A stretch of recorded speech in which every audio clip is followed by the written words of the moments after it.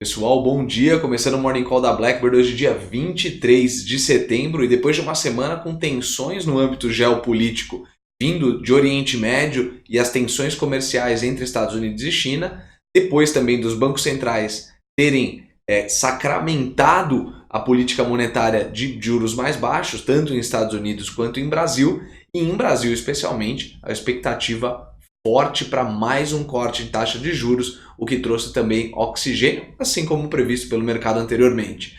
O que hoje a gente está esperando os futuros dos Estados Unidos estão operando em campo negativo durante essa manhã, principalmente depois de sexta-feira, o presidente americano Donald Trump frustrar o mercado, dizendo que não vai aceitar uma negociação com a China de forma provisória, ele quer um acordo completo já com a China, e isso trouxe um mau olhar para o mercado, uma vez também que a reunião do segundo escalão nas negociações do acordo comercial foram canceladas, e isso leva, de novo, a expectativa a ficar toda para outubro, quando o primeiro escalão, tanto do governo americano quanto do governo chinês, se reúnem para o âmbito de guerra comercial.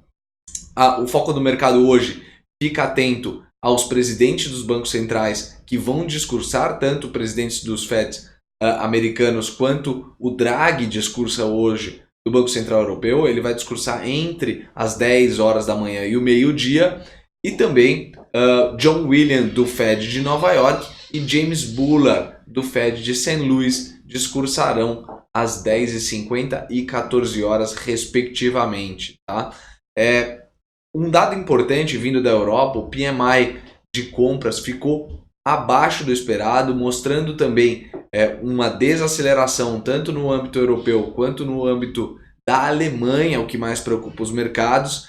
E isso também vem enfraquecendo a tese de investimento em Europa. Tá? Todo esse discurso e política monetária a favor de oxigenar a economia, o Draghi já deixou claro também que o âmbito fiscal vai ser fundamental para os países se recuperarem e terem competitividade. Então, ou seja, na política monetária, a gente já não tem mais tanto veículo para fazer crescimento dos países. Eles têm que fazer a lição de casa também no âmbito fiscal. Agora, falando um pouco do teto dos gastos, e aqui o mercado brasileiro, vem criando-se uma rixa entre Paulo Guedes e o Planalto, principalmente por conta do teto dos gastos. Paulo Guedes não abre mão de que a política que foi implantada durante o governo Temer e tem vencimento em 2026 seja respeitada, que o teto dos gastos é fundamental para a saúde financeira do país. Os parlamentares ficam insatisfeitos com essa medida, uma vez que é muito difícil colocar projetos para rodar num cenário onde você não tem verba o suficiente para poder fazer o trabalho e aprovação de novas leis e regras e mandatos.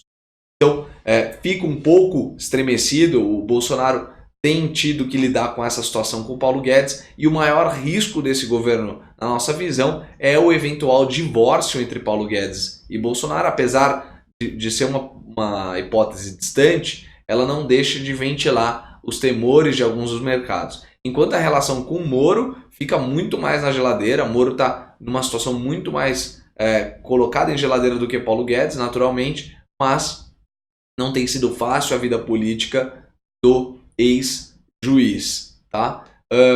Por fim, o governo anunciou na sexta-feira o descontingenciamento de aproximadamente 2,6 bilhões de reais em virtude de novas receitas oriundas da Lava Jato e menores gastos com folha de pagamento, reduzindo as chances de paralisação do governo por falta de verbas. A gente entra na semana com expectativa aí neutra para levemente positiva, tá? Apesar de hoje os futuros estarem abrindo também em baixa aqui no Brasil, o pregão deve operar em campo neutro, enquanto guerra comercial continua sendo a grande disputa aí, os grandes detalhes a serem olhados pelo mercado, tá bom? Pessoal, eu fico por aqui. Bom dia a todos. Tchau, tchau.